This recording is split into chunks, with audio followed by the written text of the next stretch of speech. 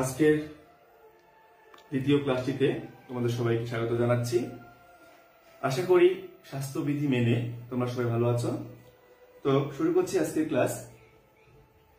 আমরা প্রথম ক্লাসটিতে যে বিষয়টি নিয়ে আলোচনা করেছি ভাষা, এই ভাষার সম্পর্কে আমরা জেনেছি, বাংলা ভাষার উৎপত্তি সম্পর্কে আমরা জেনেছি, ধারণা নিয়েছি কিছুটা। তো সেখান থেকে কিছু প্রশ্ন তোমাদের আসতে পারে, তোমরা চাইলে সেই কয়েকটা প্রশ্ন নোট করে নিতে পারো।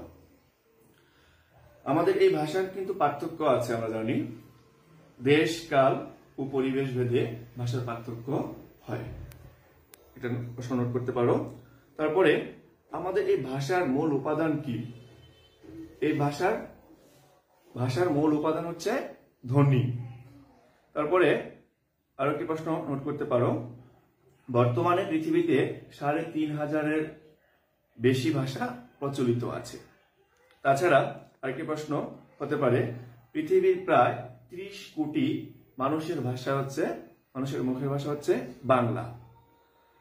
আরেকটি প্রশ্ন, বাংলা পৃথিবীর ৪র্থ বৃহৎ মাতৃভাষা। এই প্রশ্নগুলো তোমাদের বইয়ের মধ্যে আছে, তোমরা ইচ্ছে করলেই বই থেকেও নিতে পারবে। তো এই যে ভাষা নিয়ে কথা বলছি, আমাদেরকে যদি বলে যে পৃথিবীতে সবচেয়ে কোন ভাষা ব্যবহৃত বেশি, তাহলে আমরা খুব দ্রুতই বলে ফেলবো যে ইংরেজি। কিন্তু আসলে না, পৃথিবীতে সবচেয়ে যে ভাষাটি বেশি প্রচলিত ব্যবহার হচ্ছে সেটা হচ্ছে চাইনিজ, আর সেটাকে ম্যান্ডারিন ভাষা বলে, যেটা আমরা জানি। তো এই ছিল ভাষা সম্পর্কিত কয়েকটি প্রশ্ন। আজকে আসো এই ভাষারই মধ্যে যে বাংলা ভাষা নিয়ে কথা বলেছি, এই বাংলা ভাষার অনেক শব্দ রয়েছে। বাংলা ভাষার এই শব্দগুলো নিয়ে আজকে আমরা একটু আলোচনা করব।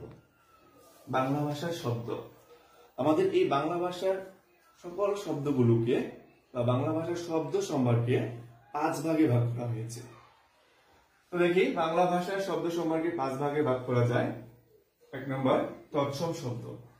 তৎসম শব্দ, তৎ অর্থ হচ্ছে তার, সম শব্দের অর্থ হচ্ছে সমান, তার সমান। তাহলে তার সমান, সংস্কৃতে সমান, অর্থাৎ সংস্কৃত যে শব্দগুলো, সেই শব্দগুলি হচ্ছে তৎসম শব্দ। 2 নম্বরে তদ্ভব শব্দ। তদ্ভব শব্দ হচ্ছে, তাও কিন্তু সংস্কৃত থেকে উৎপন্ন, তবে প্রাকৃতের মাধ্যমে তদ্ভব শব্দ হয়েছে। 3 নম্বরে অর্ধ তৎসম শব্দ। অর্ধ মানে হচ্ছে আধা, অর্ধেক, তৎসমত তার সমান, তাহলে অর্ধ সংস্কৃতে সমান। যে শব্দগুলো সংস্কৃত থেকে এসেছে, কিছুটা পরিবর্তন হয়েছে। 4 নম্বরে দেশি শব্দ। যে শব্দগুলো আমাদের দেশে আদিম অধিবাসী যারা ছিলেন তাদের কিছু ভাষা, বা আমাদের দেশের সাধারণ মানুষের মুখের কিছু ভাষা আছে যেগুলো দেশি শব্দ বলে। এবং 5 নম্বর হচ্ছে বিদেশি শব্দ। এই বিদেশি শব্দের মধ্যে কিন্তু আমরা অনেকগুলো শব্দ পাই। তো সেই বিদেশি শব্দগুলো নিয়ে আমরা পর্যায়ক্রমে আলোচনা করব। আজকে আসো প্রথমে যে শব্দটা আমরা পাই, তৎসম শব্দ। এই তৎসম শব্দ বলতে কি বুঝি? যেসব সংস্কৃত শব্দ অপরিবর্তিত হয়ে বাংলা ভাষায় ব্যবহৃত হচ্ছে সেসব শব্দকে তৎসম শব্দ বলে। কি বলেছে? অপরিবর্তিত হয়ে, তার মানে যে সকল সংস্কৃত শব্দগুলো আছে সেই শব্দগুলোই সোজাসুজি বাংলা ভাষায় ব্যবহৃত হচ্ছে, আর এই শব্দগুলোকেই আমরা তৎসম শব্দ বলি। যেমন ধরো চন্দ্র, সূর্য, নক্ষত্র, ধর্ম, মনুষ্য ইত্যাদি। এই তৎসম শব্দগুলোর ব্যবহার বাংলা ভাষায় অনেক বেশি। তার মধ্যে আমরা এই শব্দগুলো চেনার জন্য কিছু উপায় দেখব।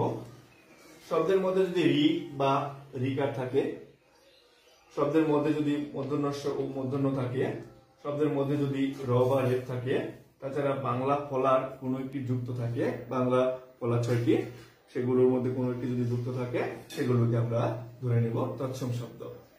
তো দেখি আমরা চন্দ্র, এখানে বাংলা ফলার র ফলা যুক্ত হয়েছে, সূর্য এখানে রেফ আছে, নক্ষত্র র ফলা যুক্ত হয়েছে, ধর্ম রেফ আছে, মনুষ্য মূর্ধন্যস্ব আছে। সুতরাং এইভাবে আমরা এই শব্দগুলোকে চিনতে পারি। তবে এর কিছু ব্যত্যয় ঘটে। যেমন আমরা যদি বলি ভবন, তাহলে ভবন কিন্তু দন্তন্য, সেক্ষেত্রে কিন্তু সেই শব্দটা কিন্তু আমাদের কি হয়? তৎসম শব্দ হয়। সেগুলো আমরা বিস্তারিত আলোচনা করব পরে। তাহলে আসো 2 নম্বরে যেটা পাই তদ্ভব শব্দ। যেসব শব্দের মূল সংস্কৃত থেকে উৎপন্ন হয়েছে কিন্তু প্রাকৃতের মাধ্যমে পরিবর্তিত হয়ে বাংলা ভাষায় স্থান লাভ করে নিয়েছে, সেসব শব্দকে তদ্ভব শব্দ বা খাঁটি বাংলা শব্দ বলে। যেমন আমরা দেখি এখানে সংস্কৃতের একটি শব্দ হস্ত, মানে হাত। যে হাত শব্দটা সেটা হচ্ছে বাংলা খাঁটি বাংলা শব্দ বা তদ্ভব শব্দ, কিন্তু এই হাত কিন্তু সরাসরি আসেনি। সংস্কৃতে ছিল হস্ত, হস্ত থেকে প্রাকৃতে হয়েছিল হত্ত, তারপরে হয়েছে হাত। যেমন আরেকটা উদাহরণ দেখি, চর্মকার, প্রাকৃতে ছিল চর্ম আর তদ্ভব এসেছে চামার। এইভাবে সংস্কৃতের থেকেই প্রাকৃতের মাধ্যমে যে শব্দগুলো আমরা পাই সেগুলো হচ্ছে আমাদের তদ্ভব শব্দ।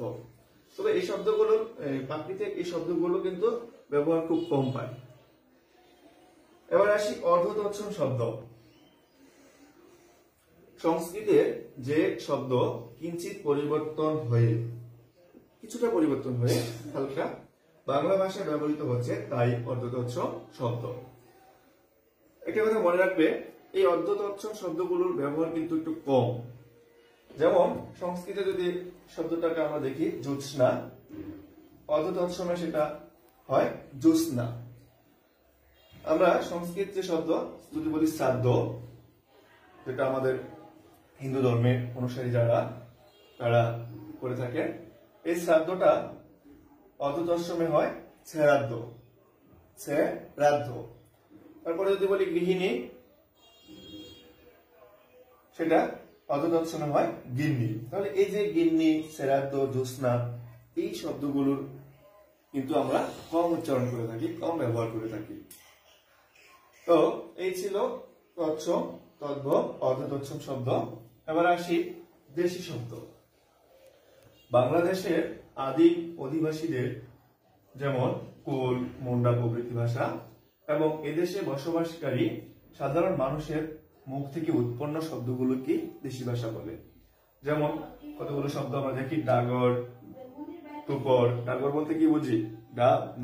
ডাগর হচ্ছে এটা বয়সের তারতম্য, মানে খুব তরুণ বয়সের ছেলেদেরকে আমরা বুঝে থাকি। ডাগর, টুপর, চুলা, পুলা, চুঙ্গা, ঢেকি, গজ, পেট, পুরি, ডাব ইত্যাদি। এই শব্দগুলোকে আমরা দেশি শব্দ হিসেবে চিনি।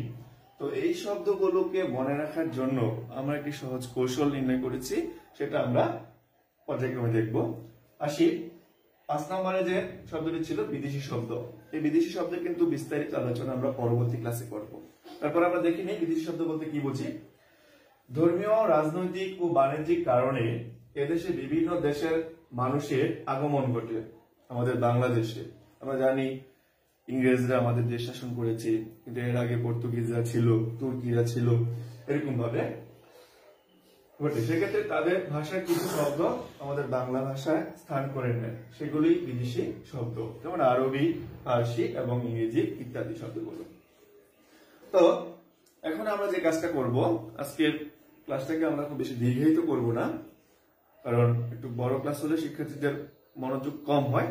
তো আমরা সেই জন্য একটু ছোট করে নিয়েছি। পরবর্তী ক্লাসে আমরা আমাদের বিদেশি শব্দগুলোকে শেষ করব। আমরা যে দেশি শব্দগুলো পড়েছি, এই দেশি শব্দগুলোকে মনে রাখার জন্য আমরা হঠাৎ করে বলতে পারি না যে গঞ্জ কোন শব্দ পরীক্ষা আসলে, বা কুলা কোন শব্দ, সেইগুলো কিন্তু আমাদের অনেক সময় আমরা ভুলে যাই। তো সেই জন্য আমরা একটি কৌশল অবলম্বন করব দেশি শব্দগুলো মনে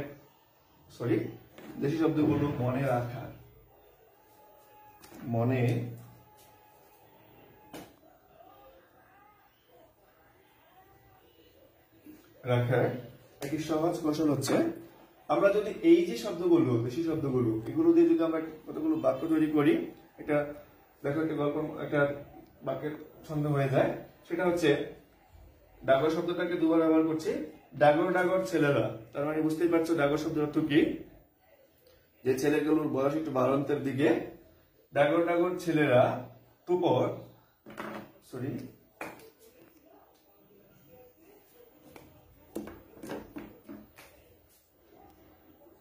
টুপর তো বুঝি, বিয়ে করতে গেলে যেটা করতে হয়। ডাগর ডাগর ছেলেরা টুপোর পরে চুলা যেটা দিয়ে রান্না হয়, কোলা যেটা দিয়ে আমাদের গৃহিণী গৃহবধূ যারা আছে তারা চাল ধান থেকে চাল পরিষ্কার করেন। চুঙ্গা, যে চুঙ্গা জিনিসটা হচ্ছে এক সময় কেরোসিনের একটু ব্যবহার হতো বা তেল মাপার জন্য যে একটা পাত্র। ঢেকি যেটা দিয়ে আমাদের বধূরা ধান বাঁধতেন।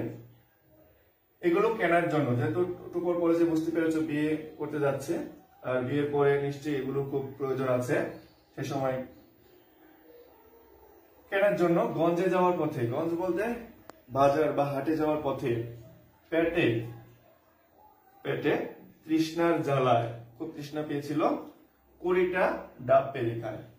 20টা ডাব গাছ থেকে 20টা ডাব পেরে খায়। তাহলে আমরা দেখলাম এখানকার যে শব্দগুলো, দেশি শব্দগুলো রয়েছে সেগুলো আমরা এক জায়গায় নিয়ে আসলাম, যে ডাগর ডাগর ছেলেরা টুপোর পরে চুলা, কুলা, চুঙ্গা, ঢেকি কেনার জন্য গঞ্জে যাওয়ার পথে পেটে তৃষ্ণার জ্বালায় 20টা ডাব পেরে খায়।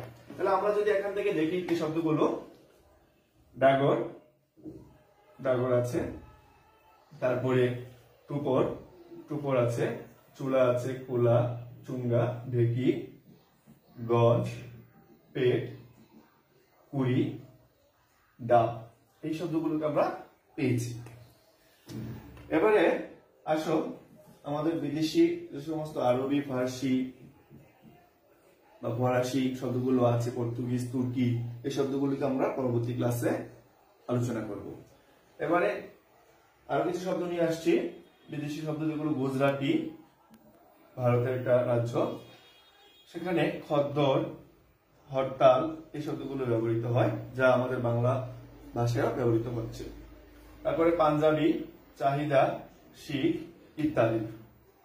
তুর্কি, চাকর, চাকু, তুপ, দারোগা। তুপ বলতে আমরা কি বলছি, কামাল, যেটা দিয়ে বন্দুকের গুলি বের হয়। তারপরে চিনি, সরি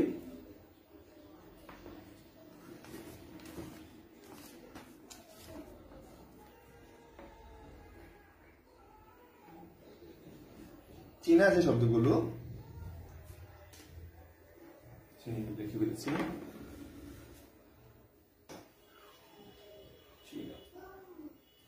চীনা যে শব্দগুলো আছে, চা, চিনি ইত্যাদি।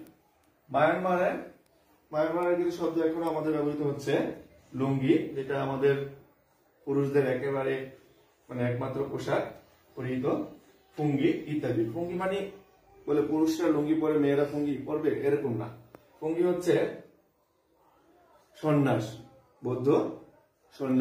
বৌদ্ধ ধর্মের অনুসারী যারা, পুরোহিত যারা, সন্ন্যাসী, তাদেরকে বলা হয়। জাপানি, রিক্সা, হারিকিরি। এর বাইরেও কিছু মিশ্র শব্দ আছে। মিশ্র বলতে বুঝি মিশ্রিত, সেখানে বিভিন্ন ভাষার মিশ্রণে কিছু শব্দ আমাদের ব্যবহৃত হচ্ছে। আমরা যদি বলি রাজা, বাদশা, তাহলে রাজাটা তৎসম, বাদশা হচ্ছে ফার্সি, এই দুটা শব্দ মিলে হচ্ছে রাজা বাদশা। তারপরে হাট, বাজার, বাংলা এবং ফার্সি মিলে। হেড, মৌলবি, ইংরেজি এবং ফার্সি মিলে। ডাক্তার, খানা, ইংরেজি এবং ফার্সি মিলে। পকেট মার, ইংরেজি এবং বাংলা মিলে। চৌহদ্দি, চৌহদ্দি বলতে আমরা একটা সীমানা বুঝি। চৌহদ্দি ফার্সি এবং আরবি শব্দ মিলে। তাহলে এই যে ফার্সি শব্দগুলো, অবশ্যই আমাদের বাংলা ভাষায় অনেক অনেক ফার্সি শব্দ রয়েছে, আরবি শব্দ রয়েছে, সেগুলো আমরা পরবর্তী ক্লাসে আলোচনা করব।